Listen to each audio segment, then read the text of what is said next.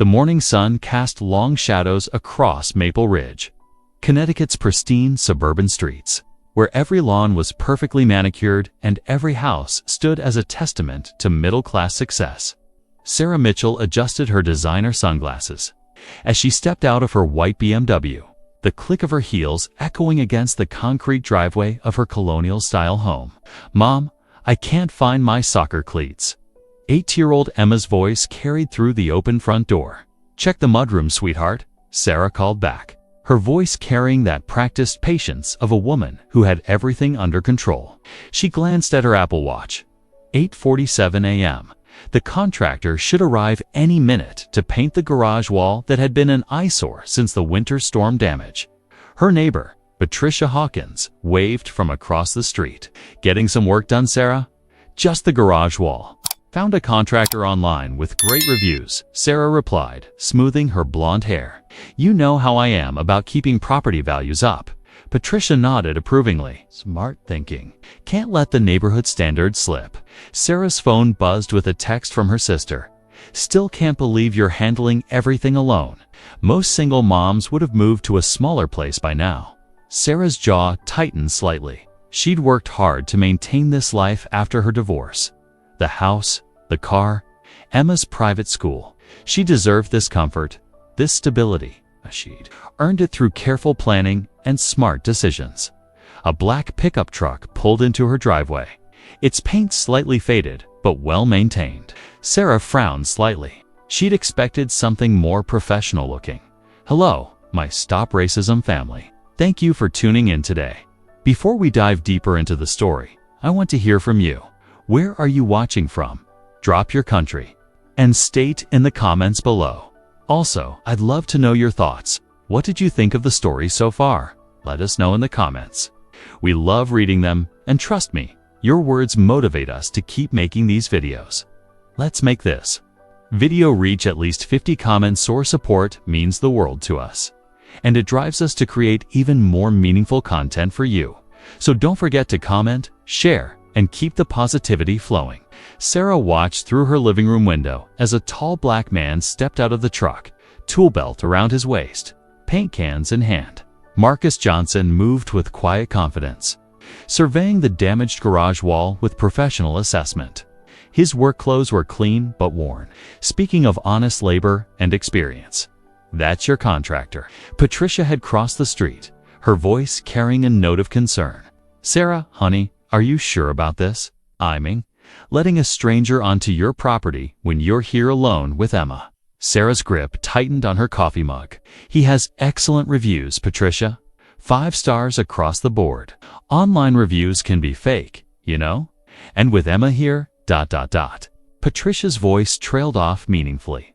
"My husband always says you can't be too careful these days, especially with, well, you know." The unspoken words hung in the air between them. Sarah felt a familiar twist in her stomach, the same feeling she'd had when her ex-husband left, when she'd realized she was truly on her own. The world felt dangerous then, full of people who might take advantage of a single mother. "Mom, who's that man?" Emma appeared at Sarah's side, pressing her face against the window. "Just someone fixing our garage, sweetheart. Get ready for school." Sarah's mother had called the night before, her voice filled with worry. "Sarah, dear, I just don't understand why you insist on staying in that big house. It's so much responsibility for a woman alone, and now you're hiring random men off the internet." The doubt crept in as Sarah watched Marcus begin setting up his equipment. What did she really know about him? His profile photo had shown a smiling man with kind eyes, but photos could be deceiving. Her divorce had taught her that people weren't always who they seemed to be. Her phone buzzed with a text from her book club friend. "Girl, just saw some guy at your place. Everything okay? Want me to come over?" Sarah sighed. When had her life become something that required monitoring by committee? Sarah stepped outside, her posture straight and authoritative. She'd dealt with contractors before. The key was establishing boundaries early, making sure they understood who was in charge. "You must be Marcus," she said, her voice crisp and businesslike. "I'm Sarah Mitchell. I trust you received my detailed email about the expectations for this job. Marcus looked up from where he was examining the wall, his expression neutral. Yes, ma'am, I read through everything. The wall needs primer first, then 2 coats of the color you specified. Exactly. And I'll need you to stay focused on the work area. My daughter will be leaving for school soon, and I work from home, so I'll need minimal disruption. Sarah crossed her arms. The bathroom is in the garage if you need it. I'd prefer you didn't come to the house. Understood. Sarah noticed his responses were brief, almost deferential. Good. Some contractors tried to get too familiar, acting like they were friends rather than hired help. She appreciated someone who knew their place. I'll be monitoring the progress.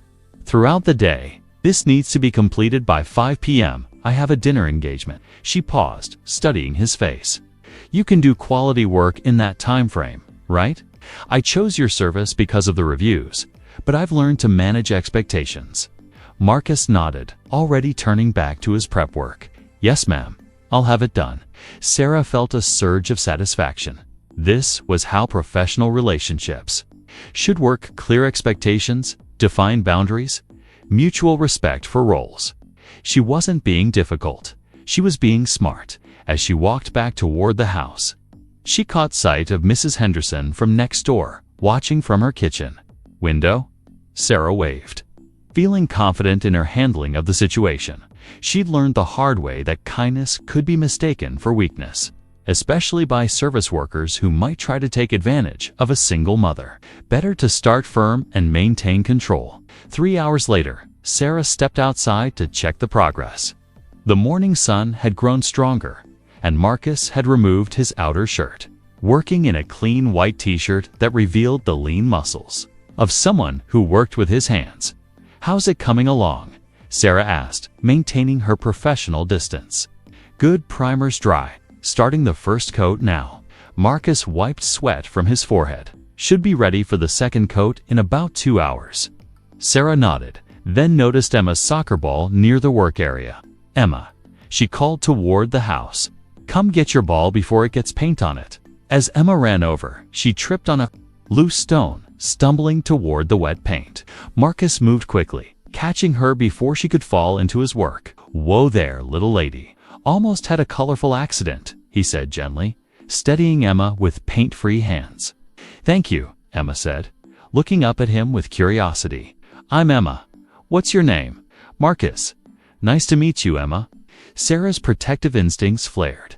Emma. Get your ball and go inside. Now.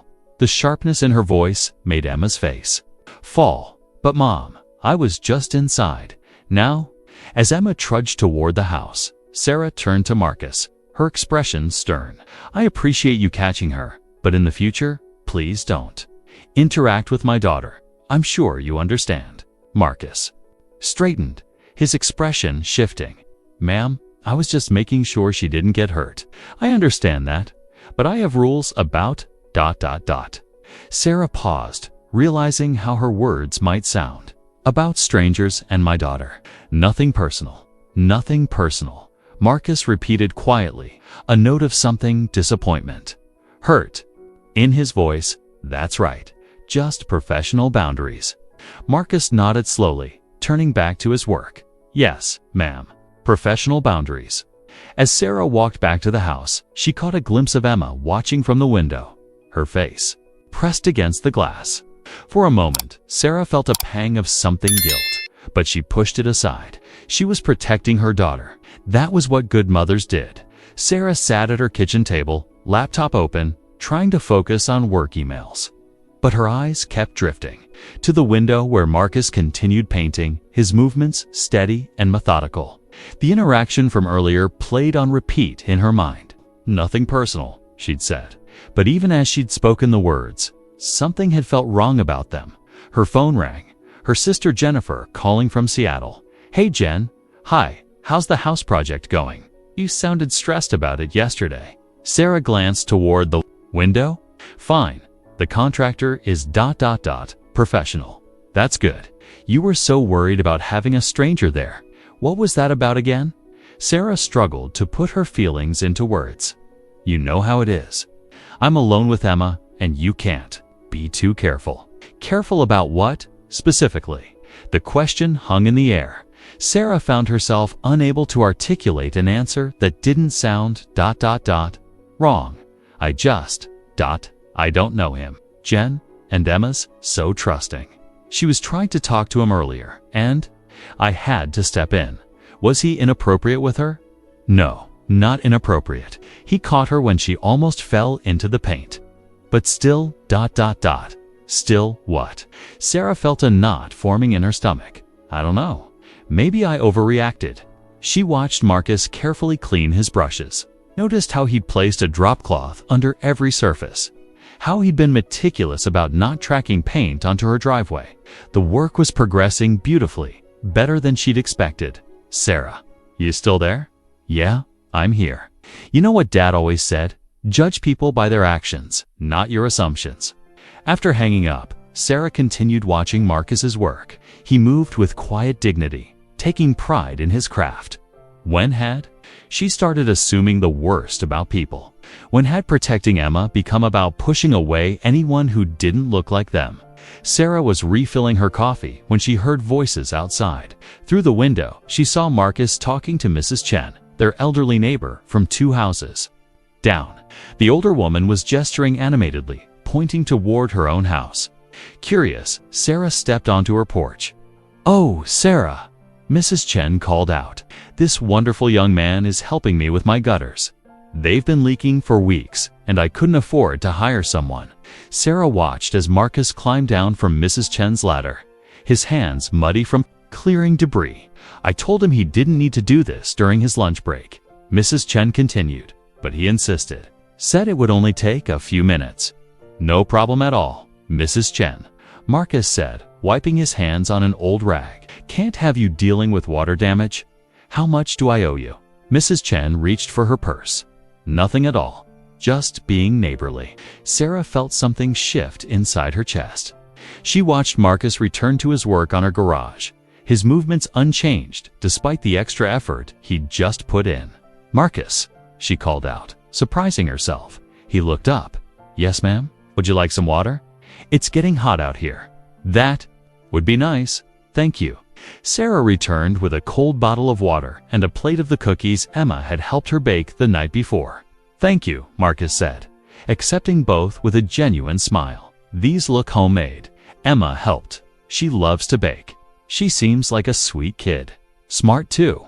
I heard her reading to herself earlier. Sarah felt a flush of pride. She's in advanced reading.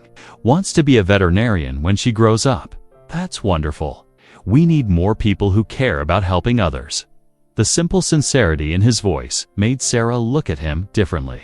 This wasn't the interaction she'd expected. This felt like conversation between neighbors. Sarah's phone buzzed with a text from Patricia. "Saw you chatting with the contractor. Everything okay? Just want to make sure you're being careful." Before Sarah could respond, her mother called.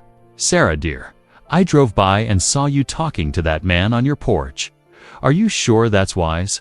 "Mom, he's just doing his job, and he helped Mrs. Chen with her gutters." "Well, that's nice, I suppose.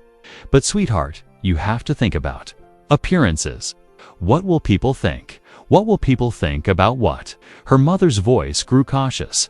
"You know what I mean? A single white woman being too friendly with, well, you know how people talk." Sarah felt her stomach clench. "I don't know.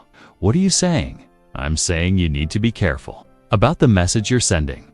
To Emma, to the neighborhood. These situations can be ... misunderstood." After hanging up, Sarah stared out the window at Marcus, who was carefully painting the trim with meticulous attention to detail. What message was she sending?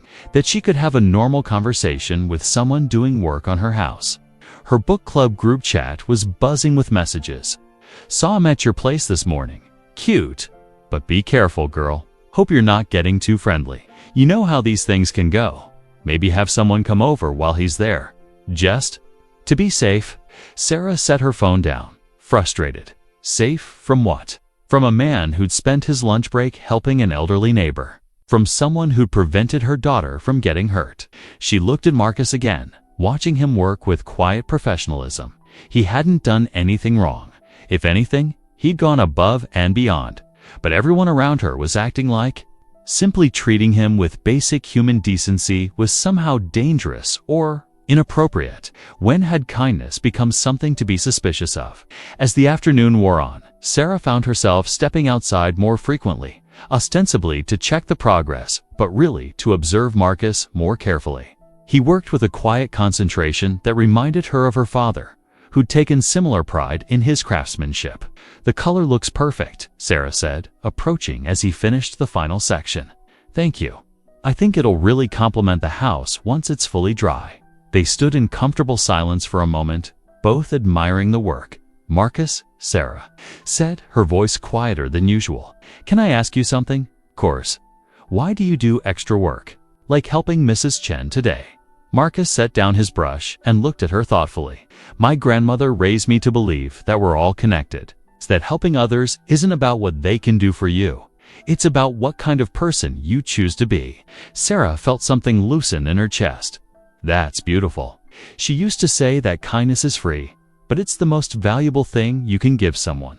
Marcus smiled. "Besides, Mrs. Chen reminds me of my grandmother. She passed last year. Sorry for your loss." "Thank you. She would have liked you, actually. She always said you can tell a person's character by how they treat people who can't do anything for them." Sarah felt heat rise in her cheeks.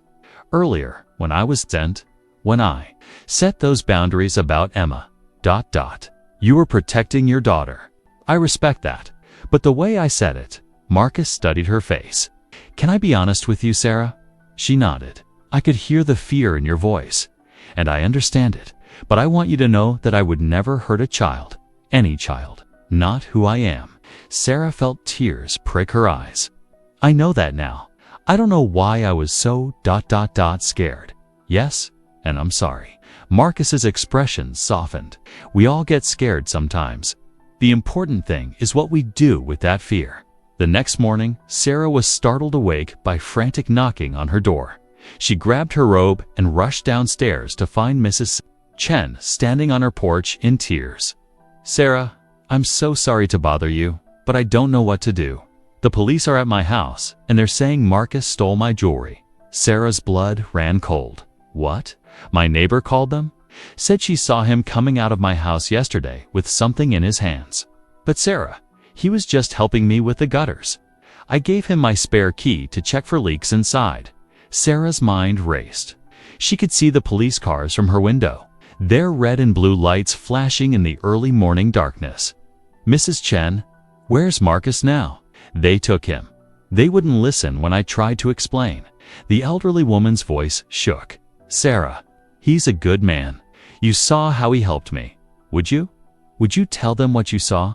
Sarah's heart pounded. This was exactly the kind of situation her mother had warned her about. Getting involved, taking sides, making herself part of someone else's problem. But as she looked at Mrs. Chen's tear-stained face, she remembered Marcus's gentle hands steadying Emma, his quiet dignity as he worked, his words about kindness being free. "Let me get dressed. I'll be right there." 20 minutes later, Sarah stood in Mrs. Chen's living room facing two police officers. Detective Rodriguez looked tired, like he'd been up all night.